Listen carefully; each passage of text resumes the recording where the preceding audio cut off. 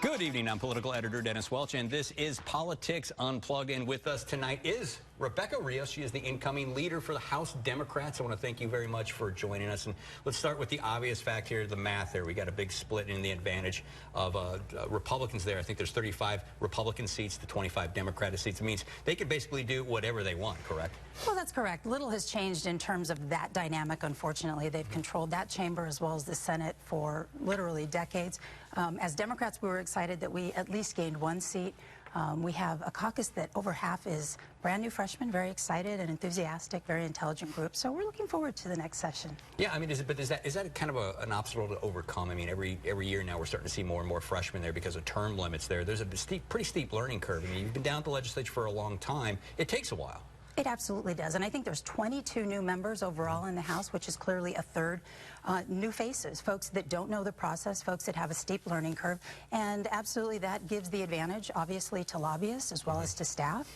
And so, you know, having been there for a while and being one of the veterans, that's one of the things we're trying to teach the new folks and have them be aware of where they're getting the information and to ask questions and to be cautious. All right, so what kind of relationship do you think the Democrats will have with Republicans this year? Because Republicans, they're going to have a new incoming House Speaker, J.D. Mesnard. Mr. Gowan has been termed out. So what's that relationship going to be like? You know, we're very hopeful for the relationship. We've met with Speaker Mesnard a few times. I have to say, I mean, he's a very bright young man. He has a real, I believe, respect for the institution, having worked there as a staffer as well as having served as a legislator. I think that we will see respect for the House kind of elevated. At the end of the day, we're still going to be, you know, on opposite ends of the issues, but I think that we will limit the arguments and the fights to the issues on the floor, and you'll have less personality conflicts, and I think overall a much more professionally run House. And do you think there'll be more of a chance to get Democratic bills a hearing? Do you think that's going to change? Because a couple months ago, we had Eric Meyer, former Representative Eric Meyer. He was on the show here, and we asked him about this split, and he says good bills sometimes don't even get a hearing. Here, let's listen to a little bit of what he had to say about that. Well, my proposals never get to the floor. They never even get assigned to committee. For instance, on private prisons, I had a proposal to create a commission, much like Utah did, to look at sentencing, probation reform. They have saved their state hundreds of millions of dollars. That bill didn't even get a hearing. Things going to change? Unfortunately, I don't think they are. And the reality is, out of the hundreds of bills that were introduced in the House of Representatives yesterday, or last year, feels like yesterday, there were literally 4 Democrat bills that made it all the way to the governor's desk and were signed into law. Unfortunately, when you look at those bills, they weren't policy bills. They didn't have an appropriation attached, so often they are they don't do much. And we've worked with our freshmen to teach them, if you have a good idea, work with your Republican colleague across the aisle. It's not about taking credit, it's about getting something done. And so there are those opportunities, I think, to find like-minded Republicans across the aisle to address, you know, one of the many issues that Arizona is facing. And so I think our hope is to try and identify a handful of moderate Republicans, perhaps to start addressing education or a number of the other issues. Yeah, and I was going to ask you, too, what are those priorities for Democrats going to be this coming year? You know, I think first and foremost, it's education. I mean, clearly, we have been behind the 8 ball for decades. We had Prop 123 that barely passed. The governor was promoting it highly. He has promised Step 2, and we've yet to see what Step 2 is. You know, Prop 123, many of us were hesitant because we recognized that even if it did pass, it was going to take Arizona from 49th in the country in per pupil funding to 49th. I think the reality was teachers saw an increase of maybe $30 in their monthly take-home pay. It's a sad state. And I think as Democrats, we recognize there needs to be more of an investment in education. But you also have to look at the trajectory that the legislature over the past few decades has taken us, and the fact that we're hemorrhaging when it comes to tax exemptions and tax credits. You know, and we throw out the number of $4 billion every year that we forego because of decades of tax exemptions. You know, you can't rein all those in, but at some point we have to look at reviewing some of those. Do they still serve a purpose? Do we still need to do that? When it comes to tax credits, there's no mandated review, and that's important. Yeah, and everybody seems to agree that education spending and funding is a priority here, but it really does seem to be up in the air a lot about how much that's going to be. We had incoming Senate President Steve Yarborough on the show last week. Here's what he had to say about the kind of money that could be going to K-12 schools. When you look at all of the projected increase in revenue, about 4% growth, and then you look at all the formula spending that is in place, and then much of it will go to K-12 public education, but it also goes to DES, and it also is going to go to prisons and those sorts of things. There is as little as $24 million of uncommitted money. Is that enough money for education, and what would Democrats like to see done? Of course it's not enough money. And it's a very convenient excuse, I'm sorry, for Republicans to say we only have $24 million to work with. But again, that's because of, you know, year after year after year, tax cuts and tax exemptions. We have a governor that has promised that every year he is going to provide tax cuts, and he did last year. But I don't think folks recognize these are not tax cuts that benefit working families. I think there was a tax cut for crop dusters. I mean, I don't know how many working families that benefits. So I think the point is, as long as we continue to give special interest tax giveaways, as long as we continue to have STO tax credits that directly benefit even some members of the legislature, as long as we're taking taxpayer dollars and putting it out to a handful of kids to attend private schools that they more than likely were going to attend anyway and their families could afford to pay anyway, we are going to continue to be in the situation that we're in. So, no, there's nothing we can do in 1 year. We need to look to the future. Prop 301 needs to be renewed, and we need to look at perhaps increasing that to 1 cent, and so that we're bringing in another $500 million annually for education. Yeah, now, to your point there, now, Democrats may have an ally in Republican Heather Carter, who recently told the Arizona Capital Times that she'd be up for a tax increase. Here's what she had to say, and here's what she told the Arizona Capital Times, quote, "I think it's time for us to have a big, bold conversations about what the next steps are for education in Arizona." And she did go on to specifically say that she would look at a tax increase. I mean, is this something you think is even possible, given the fact that this governor has run and won a campaign on a platform that says he's not going to raise taxes, he's going to cut taxes every year? You know, nobody likes to raise taxes, but I think that Arizonans have spoken loudly. They want an investment in education to the point where they are willing to tax themselves. So yes, do I think that Democrats would be agreeable to offering that option to voters, asking them if they'd like to tax themselves for education? Absolutely, and I think we need to do that. It's about an investment in the future. And is it about also, too, another issue that's coming that people are starting to talk more and more about is Proposition 301, I believe, which was passed by voters back in 2000, which was a 0.6% sales tax for education. Correct. That's about to go away in a few years. I mean, explain a little bit about what that means for K-12 schools. Well, what we're going to see, I think it goes away in 2020, is this financial cliff where we're going to be doing without $400 million a year that generates. And so not only do we need to renew that, I think we need to look at increasing that to 1 cent, which essentially will bring in an additional $440 million annually. It is going to take a lot of money and a lot of time to make up the ground that we've created over the past 2 or 3 decades. Awesome. And another big issue that's come up recently is the, voters passed Proposition 206, which increases the minimum wage. Do you think there'll be any attempts by the legislature beyond just the lawsuit that was filed to stop 206 from being implemented? Do you think there'll be any additional measures to stop that from going forward? I'm afraid there will be. We have members of the legislature, Republican Party, that were not supportive of Prop 206 to begin with. So their attempts to thwart the will of the voters or overturn that, I think it's highly likely.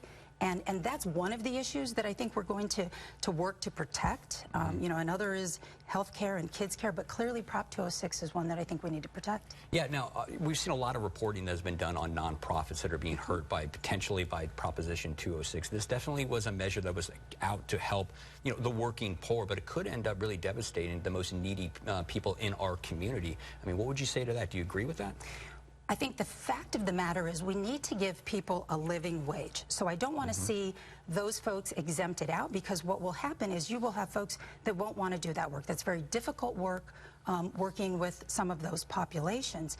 The other thing that folks need to realize is by increasing the access reimbursement rate or the capitation rate, which is what we could do, it is going to cost Arizona 1/3 of the cost. 2/3 of that bill will come from the federal government, essentially bringing back Arizona taxpayer dollars from the federal government back to Arizona. So it is something that I think we can address.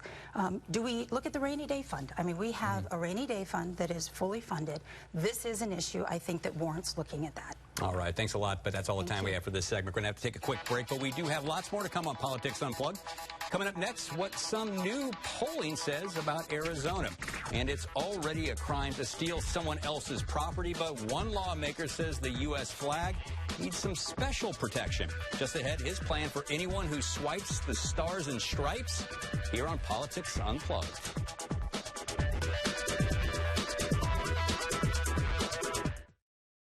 Been a morning person. I don't have a snooze button. I have a get up and go button. I've been training for the Boston Marathon for a little bit over a year now. One of the things that I love the most about Phoenix is the weather. 9 months out of the year, absolutely gorgeous. And when there's bad weather, April helps me plan my day. The rain that we're seeing is very light out there, so you could go for a hike. If I can start on the right foot, the rest of my day ends up being a really great day. I'm Lauren from Phoenix, and it's going to be a good morning, Arizona. Tired of the busy holiday schedule and don't have time to shop for flooring? Eliminate that holiday anxiety and call Express Flooring to get fast, free in-home shopping. And you save big with savings up to 67.5% on carpet, tile, laminate, wood, and vinyl plank. Plus, no interest until 2019. It's all backed by our free lifetime installation warranty. Call the local flooring experts today. Express Flooring is the best. Call 800-EXPRESS.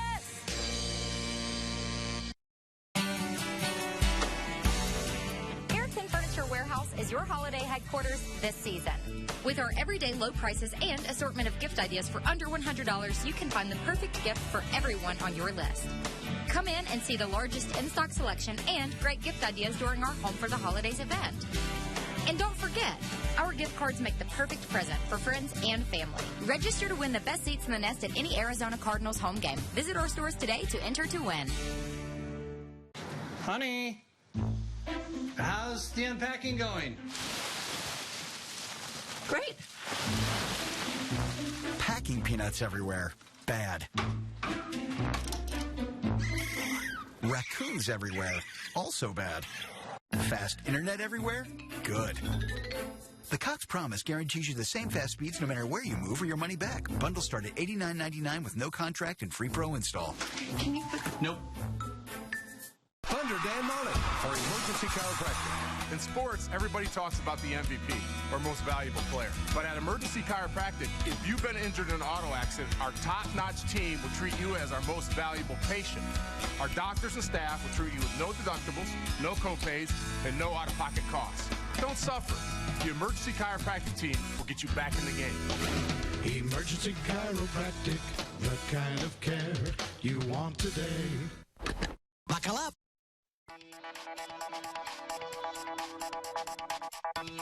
And welcome back to Politics Unplugged. And joining us now are pollsters Mike Noble and Wes Gullett. Thanks a lot for being here, guys. And you recently did some polling here on Arizona, obviously just after a very emotional election. You said there's some surprising results when it comes to the Electoral College. Explain what you polled and what you found. Well, we polled statewide voters here in Arizona, about 700 sample, so a wide swath of voters, and basically we came out to that the numbers were surprising on the top lines. It came out 46% even between who support the Electoral College and so Arizonans are basically divided, the general population evenly split on the Electoral College, but you guys found something different when you started looking at it through the partisan lens. Right. When you look at Republicans like the Electoral College. 70% of Republicans like the Electoral College. 70% of Democrats want to get rid of it. Oh, shocking. I know. Shocking, since the Republicans are the party that benefited twice in 16 years from, winning the Electoral College and losing the popular vote. I just thought that they were puckering up a little bit because they could taste the sour grapes. But so they want a new system. But it's interesting. You see the same kind of dynamic in elections, in partisan elections, where you have 70% voting for their people. The electorate is becoming more and more polarized. Even on an issue like this, that's a constitutional issue that goes back to the Founding Fathers, they're talking about the need for change. The Democrats are talking about need for a change with almost all of them, and almost all the Republicans want to keep it the same. Yeah, and you guys also looked at voter fraud, and what did you guys find when it came to that? That was probably the most surprising results, is that we found that 20% of the voters in our survey actually believe there was widespread voter fraud, and another 20% we're not sure if there was, which would bring that 40% of the voters here believe that they were not completely confident in the last elections. And was there a Democratic, when you started looking at that through the partisan lens again, did you see any splits there? No, that was both sides, because you had the Republicans talking about voter fraud before the election, and then you had Democrats talking about voter fraud after the election. And this survey was taken a month after the election, so by then the Russian hacking story was big in the news, and so we had, but when you have 40% of the electorate questioning the veracity of elections, you got a problem, and we've got a lot of work to do to convince voters that this is the best system in the world. Does that hamper people's ability to govern then, once they are in office, if people don't buy them as maybe a legitimate leader? I absolutely believe it. And we saw that with President Obama fighting the birther issue for so long, the legitimacy question. I think we're going to have the same thing with President Trump for a short period of time, at least, where there's real questions, and the people who didn't win are going to be fueling that question. Now, obviously, this was, again, emotional election. Do you think these numbers are going to change if we come back a year from now? I mean, because for the past year or so, we've heard Donald Trump talk about this is a rigged election, and now since the election, we've seen a lot of media reports about Russian hacking and stuff like this. Do you think the numbers are going to come down a little bit, that more people are going to buy the legitimacy of our election system a year from now than they are today? I believe normal wisdom would say that the numbers would increase afterwards, but I think a lot of it really depends on the rhetoric. I mean, we've seen now the rhetoric on the top level, especially with Democrats, getting the results that they did, but still winning the popular vote. They're pushing that, but then also when you look at the voter fraud issue, is that you have the Russian hackers and the things of that nature that they've been talking about, and now I think it just depends on the rhetoric. I think on the national level has an influence on it. Yeah. I think it's really important that our elections officials step up and say, here's how the system works. Here are the safeguards that we have. Here's why this system works better than any system in the world, which it does, by the way, and convince the public that there are safeguards and that there isn't widespread, and they have to use the facts. Yeah, but if you're a presidential president like Donald Trump, who ran a campaign that basically saying that the system is rigged, how can you come back and make that message and make it stick? Well, I don't think it's Donald Trump. If I were Donald Trump, I wouldn't talk about voter fraud ever again. But I think our elections officials in all the states, the secretaries of state, Michelle Reagan, others, need to stand up, and they need to walk the citizens through and do an education on why our system works really well, because it does, and for people to have a lack of faith in it is unsettling, and it's misguided. And so basically, what's the lesson to be learned then from this poll? If you're a policymaker here in Arizona, you look at this, what's the take-home message? I think the take on it is that one of the biggest things is that the polarization that we're seeing in this poll, we also see that at all levels of government. So I think a lot of it has to change with the rhetoric that they're using of start actually working across the aisle with one another, compared to Republicans versus Democrats, and then independents are just kind of caught in the crossfire. And I think that we need our policymakers need to work on making sure that there are policies that safeguard elections, because you can't have people questioning the veracity of elections. That's too dangerous for our whole democracy. And I guess here in Arizona could start too by running a smooth election, right, without any problems or long voter lines, correct? Well, I've been voting here for a long time, Dennis, and the presidential preference primary was the first time that we ever saw that. It doesn't help, though. That doesn't help at all. It didn't help, and people's memories are short, but hopefully, I think we ran a pretty good one this last in the general election, so hopefully that'll continue. All right, well, thanks a lot, guys. Gonna have to take another quick break here, but we have lots more to talk about here on Politics Unplugged. Flag filchers beware. One lawmaker says it's time to get tough on anyone who steals the stars and stripes. Plus, elections hacks, Russia and Donald Trump. Just ahead on Politics Unplugged.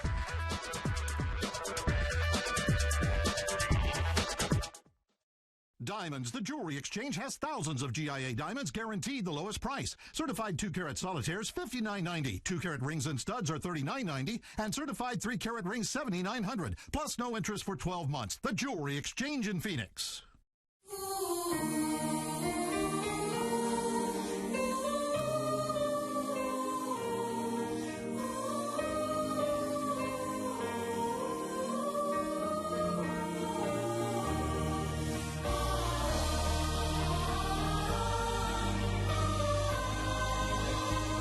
From all of us at Sanderson Farms, we wish you and your family a Merry Christmas and Happy Holidays. And we mean that 100%.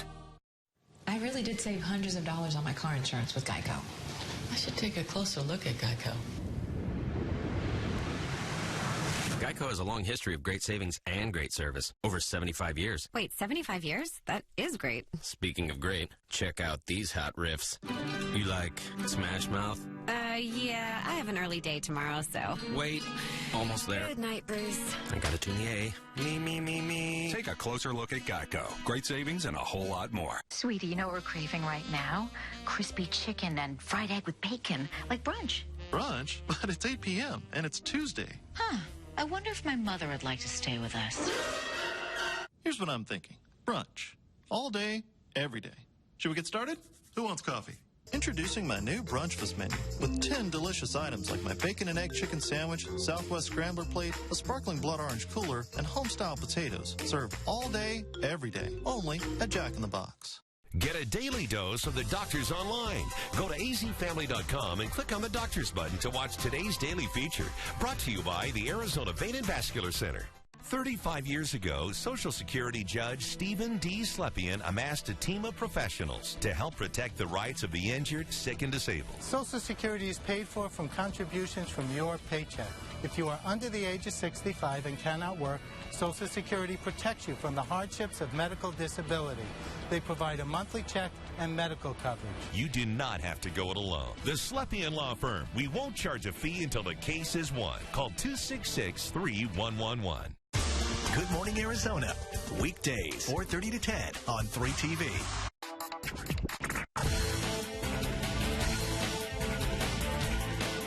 And welcome back to Politics Unplugged. It's now time to talk it out with our partners from First Strategic, and with us today, Marcus Dellartino and Steve Roman. Gentlemen, thank you. And we did hear a little bit from the last segment. We were talking to Rebecca Rios, and we discussed a little bit this idea that Heather Carter, Republican here in Arizona, is floating the idea of maybe going to the voters with a tax increase to fund education.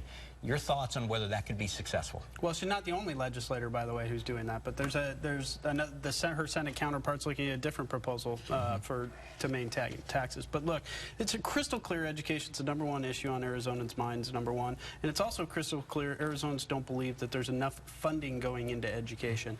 That being said, the business community, the governor, and the legislature all need to sit down and come up with a cumulative answer that includes not only how it's funded, so getting rid of some of these ridiculous formulas, bringing flexibility into the system, but also increasing funding. We're seeing schools in the West Valley literally fall down. And why does the state always have to go to a referendum for a tax increase for education? It seems like they take money away, the lawmakers, and then people get upset. They go to the voters, and the voters pass these tax increases on education every single time almost, these statewide referendum. Why is that? Well, it's pretty simple. Most people in the legislature, at least on the Republican side, ran against tax increases and said, as they were running, I'm not going to increase your tax. Yeah, but they run against tax increases, but they run for education.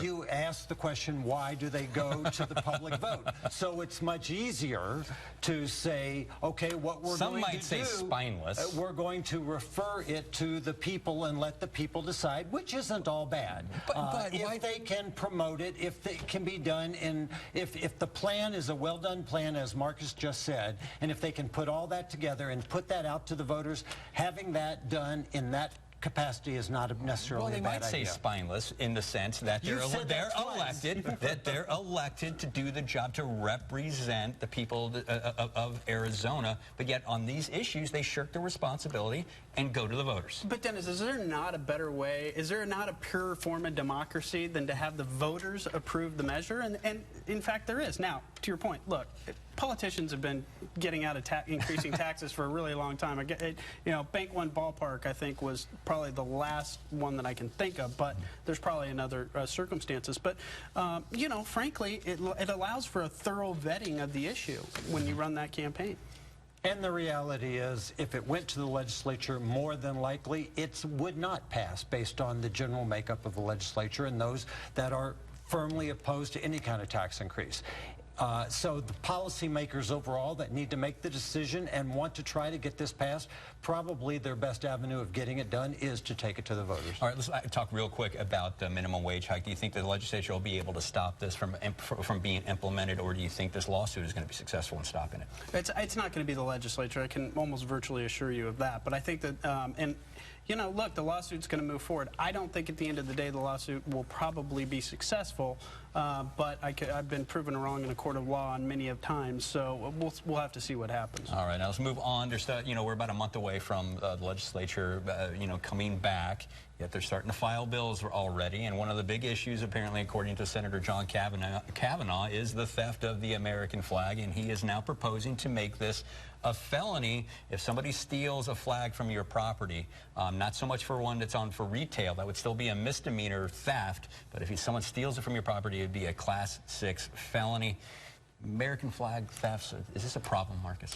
As far as I know, it's not a problem. But you know, listen, we need to be careful about you throwing around the word felony as sort of my precautionary tale. It is a Class 6 felony under this proposal. And there are a lot of proposals that come out from the legislature with the felony word on it. And I don't, to some extent, I think people forget that the long-lasting repercussions of charging with somebody from a felony, if you had maybe, I don't know, a 13-year-old kid who's horsing around with his buddies, I bet you can't get that flag down that pole, and you're charging the kid with the felony. So, and by the way, you've got some freedom of speech issues we've got to start looking at. I mean, is it a felony to steal the Arizona flag, the Italian flag, the ISIS flag? The list goes on and on. So practically, I'm not too sure this one goes. Now let's move on now to national politics. Now this past week, President Obama echoing national security concerns, blaming Russia for a series of hacks that may have influenced the presidential election. Now he vowed he would retaliate against this. I mean, do you think that he's got credibility on this issue? Because in the past, we've heard Obama draw lines in the sand that...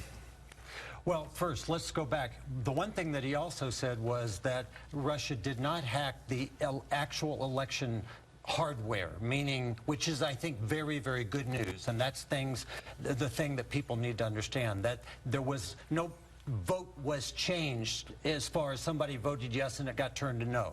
That's very important. In terms of the hacking, it was more the release of information during the election cycle. And he's saying he wants to retaliate for that. He's also saying how he retaliates will be left up to him, and it could be done silently. It could be done where only Russia knows it's going on. Now, what are your thoughts? Now, Mr. Trump had a pretty interesting reaction. What did you think about that?